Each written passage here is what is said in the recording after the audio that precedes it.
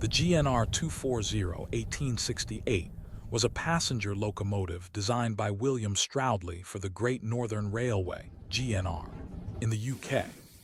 The origins of this locomotive date back to 1868, when it was part of an early development timeline that aimed to create high-speed steam locomotives capable of hauling heavy passenger trains over long distances. Notable innovations on this locomotive include its use of a horizontal cylinder and the adoption of Stroudley's patented double expansion design, which allowed for greater efficiency and power output. This locomotive played a significant role in important milestones, such as the construction of the London to Leeds Main Line and notable routes like the East Coast Main Line.